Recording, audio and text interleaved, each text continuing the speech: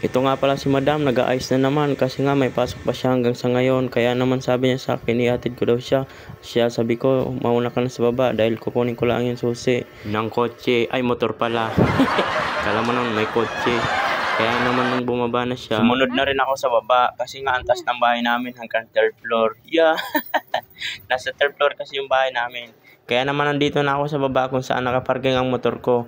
Tinanong nga pala ako dito ni kuya kung saan ako bumuboto. Sabi ko hindi na po ako naboto simula nung binoto ko siya na hindi naman pala siya boto sa akin.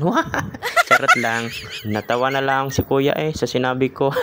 Kaya naman sinabi ko kay kuya sa Bicol po talaga ako bumuboto. Kaya lang 2 botohan na po hindi ako nauwi sa Bicol. Kaya naman wala na po siguro ako sa listahan ng doon. Kaya naman po sa ngayon kulurum ako ngayon. Kulurum daw. Bali tinutulak ko na nga mga idol dito palabas ang motor ko ng dahan-dahan kasi mahirap talaga dito ilabas ang motor.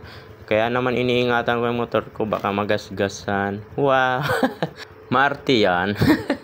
Kaya naman ito na nga mga idol, kinuha ko na nga yung helmet at susuotin ko na. At napansin ko nga ay natumawa si madam. Ay napapano kaya ito? Parang kinikilig ata sa driver to Ako lang to huy. Ngayon nga pala dito na kami sa labasan at tumigil nga kami dito at napakainit. Ngayon ito pang si madam ayaw pa mag-helmet dahil malapit lang naman daw ang hahatidan. Kaya ayan, magtiis ka sa initan. Sa bagay maputi ka pa naman. Ako nga naka-jacket na, naka-helmet pa.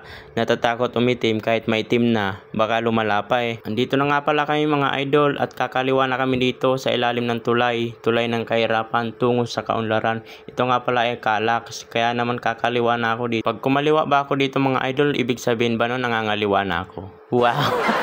Charot. Bali, one way nga pala itong mga daan mga idol. Ito nga pala sa kaliwa ko ay Calax nga pala ito. Ito nga naman sa kanan ay Technopart.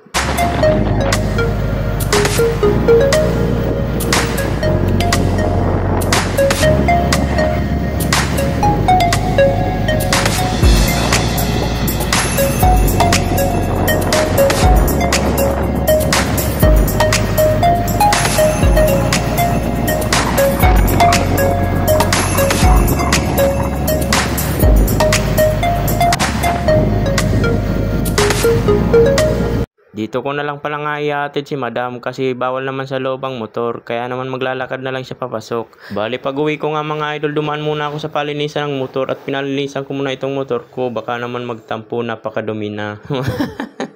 Kaya naman ito na nga, sinasabon na siya. At pagkatapos nga paliguan, ito na nga, pinapatuyo na siya. Diba ang bilis lang. Pagkatapos pala nila patuyuin, lalagyan na nila ng wax. O diba, para magmukha ng bago. O diba, ang gastos mo. Pag uwi ko nga pala ay nagutom ako, kaya naman dumaan ako dito sa Sisigang. Sisigang, baka naman.